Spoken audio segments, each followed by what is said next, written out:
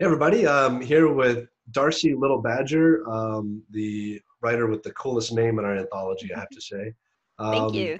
Thanks for joining us to talk about your stories in the Dystopia Triptych, which I show these off in every interview because they're so beautiful. I know you can't wait to get your hands on these things.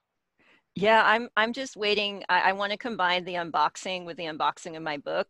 But those covers, I know this has been said many times before, but they're the kind of thing where you could put them on your wall and they're just gorgeous. Agreed, agreed. I love the work that they did on these, and yeah, it makes me, man, just makes you want to use these guys for every one of my books now. But really impressed with your story as well. Love to know a little bit more about you and what you wrote, and I know you have some an upcoming book that we'll talk about as well.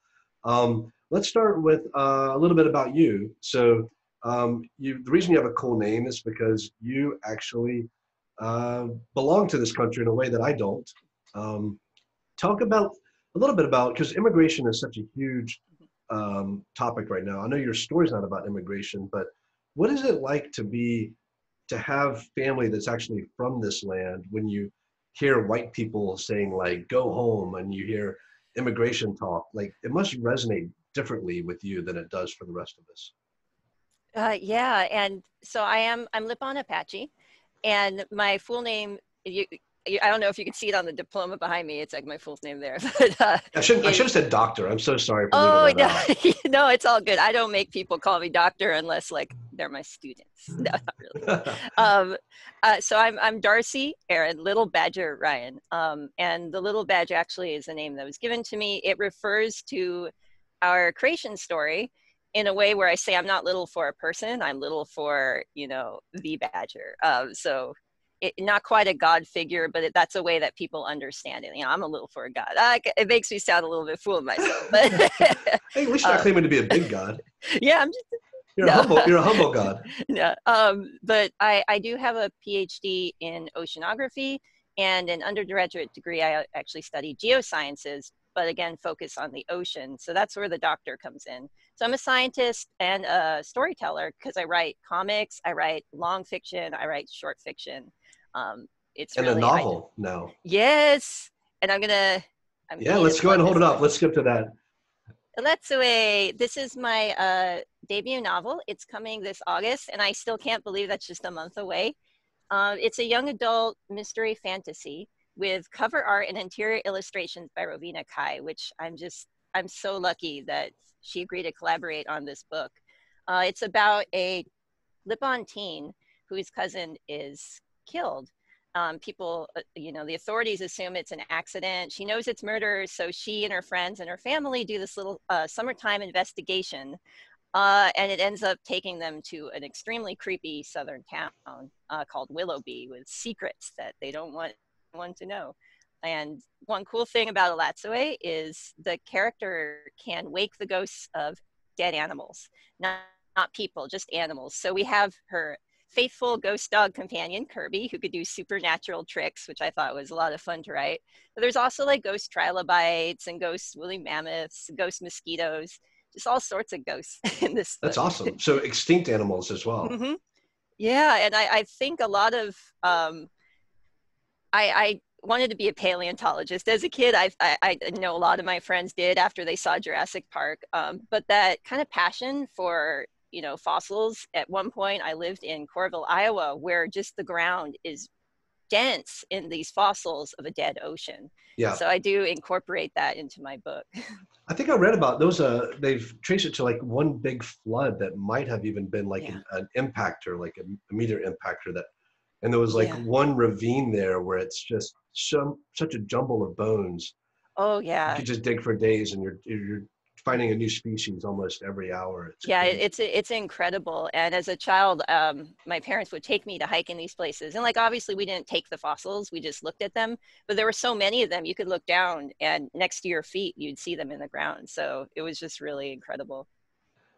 How do you had to pick a science, like you want to study everything, and I see that in your writing too. There's so many ideas and so many topics covered Mhm. very densely in a way Yeah. that one of the authors I was talking to recently, I compared their writing to William Gibson, and there's some of that with you. It's not like cyberpunk William Gibson, but it's like a density of raw new ideas. And that's the kind of stuff that I just go crazy for as a reader. And it's so seamless. It feels like a real world. Where do you get, you obviously are interested in science, but where do you get all your ideas? Where do all your short stories come from? Uh, that's a hard thing to answer. I do have a short story that's coming out in another anthology John Joseph edited. I don't know if I can talk about that, but it was inspired by seeing these fish fossils in the geoscience department. So it's like little things. I read a lot of science.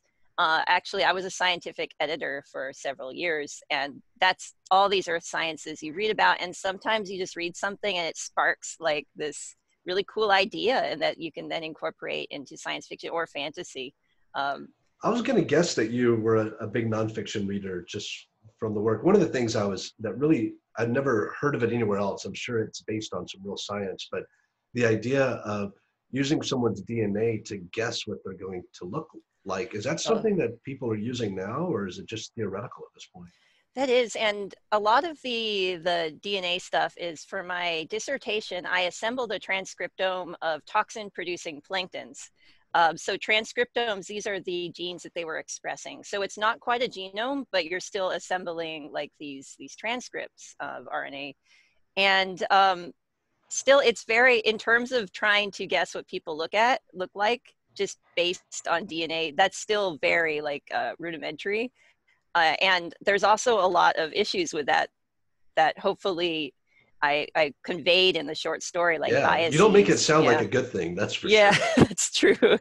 But yeah, it is something that people are looking into. And as a plankton geneticist, I'm not like necessarily the biggest expert on the human genome, but it is something that scientists talk about, and some people are like scared by it, and there are some potential moral issues with that. So it's like the future. I don't know what's going to happen. I guess we'll find out. I'll say, as any kind of geneticist, you are, a million times more qualified to talk about any of this stuff than I am, and most people. So, and getting into oceanography, I know it was like the animal life of the oceans that you were interested in, but then you're writing a story that has a lot to do with water. There's other examples out there, but I couldn't help but think of Flint, Michigan when I was reading this, because in a very similar way, you had people saying there's something wrong here and officials saying there's nothing wrong here. Yeah. And all these stories are very dystopic and they fit the bill, but yours nails it, because there's nothing more dystopian than saying, hey, something's not right here, and people in power saying everything's fine. Yeah.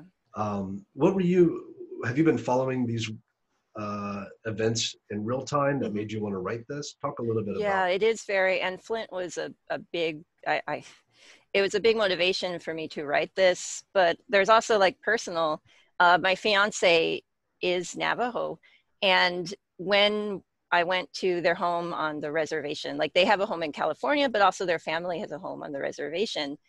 There was a history of uranium mining on this reservation. Oh, better turn off my dang phone. It's getting serious here. That's your fiance calling you, like, still talking about me. No, I think they'd be like, no, tell people about this, because we had to bring our own water, and the nearest place to get this was like 40-minute drive away, because there's uranium contaminating a lot of the water sources there. And this has been something that has caused cancer in a lot of people on the reservation, and it's been ongoing for decades. So these are, in writing these dystopia pieces, I thought about what sort of injustices impact people today, and how might these carry forward in the future if we don't do something to address them. This inequality, access to resources that you need to live, and there is almost these two worlds of people who are forced to kind of contend with water that could eventually kill them, and people could go just to their tap and drink it and not have to worry about that. And that's happening today, and it's going to happen in the future. It's wild that I've always found American exceptionalism to be a little off-putting and strange, because there's so many countries out there. I don't think you should want any country to be the best at everything. We should really want everyone to excel, and especially to have the basics for their people, you Yeah. know, and food and water, it starts there. Like, Mhm. water's the thing you can go I mean, other than air, water's the thing you can go the least time without. Yeah. So it's at the very bottom of our pyramid of needs. It's, isn't it wild that there are several communities in the United States that don't have this basic Yeah. need provided to them? What, when you wrestle with these, how do you stay positive? What do you think about when you think of solutions Right. and the future? Are you optimistic or?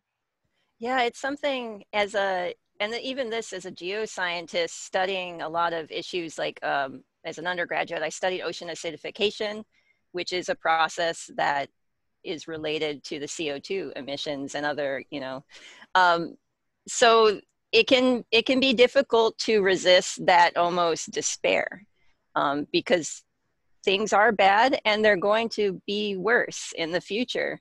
Uh, but what really carries me through is that we can still, like, every person has the capacity to make things less worse.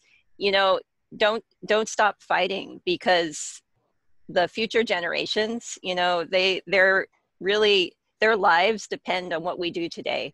So yeah, things can be bad, but they can be worse if we don't do something. So I just keep thinking about that. Um, and yeah, it is difficult sometimes, but you know, That's a I great think, mantra. yeah, I love that. I'm when this yeah. video goes up, I'm gonna rewind and watch that Oh, God. and Yeah, I absorb it. hope I conveyed it well enough. It is something that you can tell. Like, I'm a little bit flustered because I am concerned about the way things will be for people. But it's important for me not to stop fighting because I owe that to our future generations. Yeah, and speaking of generations, you're a generation behind me, and something that I've noticed is that every generation seems to be a little more aware of broader issues Mhm. that the generation that came before them is not. And the generation behind you is already more aware Right. and more concerned. That's where I think my optimism comes from, is Yeah, that the world gets better because the kids are smarter and wiser. they are.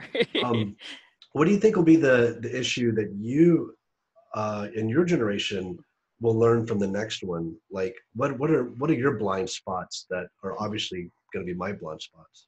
I got, I have to think about that. I just think that with the amount of technology that I guess where the Generation Z, that's the one um, younger than millennials, right? I'm so out of Yeah, and touch. now there's Yeah. Zoomers, which I think might be the one after that. Yeah. So I'm, in terms of technology, I think that, you know, if issues of morality, issues of how that connects people. I think that they're a lot more educated on that than I am personally. Sometimes I feel a little bit left behind, but I don't mind saying that I could learn things.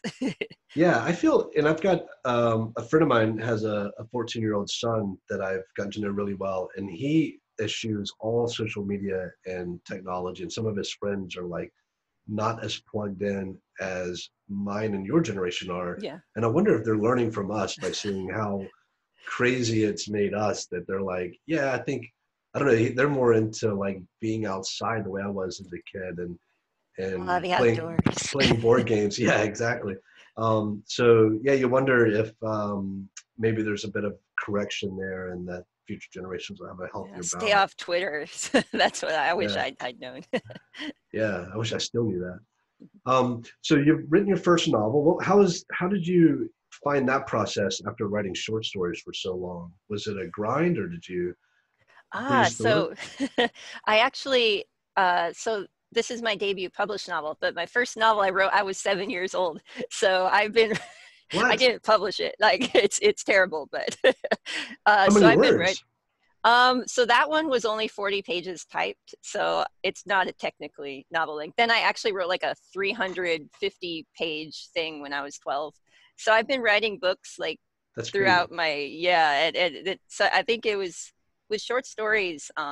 That's also something I've been writing while I was writing books, but I did find it easier to break into pro science fiction fantasy by publishing these short stories, Yeah. and that's how I got my agent. So that was pretty cool. Yeah, it's, it's a history that of science fiction, that authors often can get a short story published before a novel, because there's those even more outlets back in the day. but saying yes to a short story is not as big of a commitment from publishers, so you can like get your name out there and start getting some recognition. And I think science fiction and fantasy lead themselves so much to short stories, because sometimes it's just an idea, it's a vignette that you want to get across. What's the plan now? Do you have a sequel in mind for this? Is this like a new character that you're gonna run with, or? So I'm writing an entirely different young adult novel that it spans two worlds, the worlds of spirits and monsters, and also the world in the near future. And that's been fun because it's a lot more just fantasy than this original book was, which was a mystery fantasy. I'm also working on the script of a graphic novel that's upcoming. Nothing official yet, but I am allowed to say that it's upcoming. That's awesome. Do you have the artist lined up and the? Oh no, that's the thing that's in development now. Okay, cool. So you always have to be hush hush about that. Yes, for this though, we did want to. There's so many talented Native artists, so I did want to collaborate with another like Native creator for this.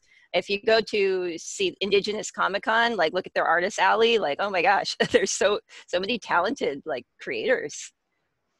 Let's talk about the Native American culture a little bit, because I was at a dinner with one of my mom's friends. This was years ago, and she was very old and was in politics for a while, and some president made her like the cultural ambassador for Native American everything. Wow. But she had no Native American in her. It was some like government post, and she was saying things about like Native Americans as if it was a one tribe, and some of the things that I knew were wrong, and I don't know much about it at all. But she would say things like, "We tend to, I don't know, romanticize Native American history," and she was saying things like, all Native Americans lived in harmony with nature. They were all, had women in powers of leadership. And I was thinking like, there was a lot of variety in Native American tribes, and just throwing them.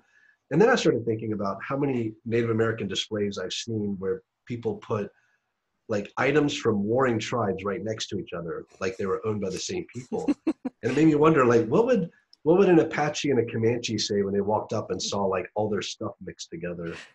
And I don't know, it reminds me of how simplistic we get when we group people. Yeah, there's over 500 federally recognized Native tribes and many more like state recognized tribes. And I have to say, so I'm Lipan Apache, and even if you look at like Mescalero Apache, there are cultural differences between us. Like the Lipan have some very distinct things that both throughout our history and in present day.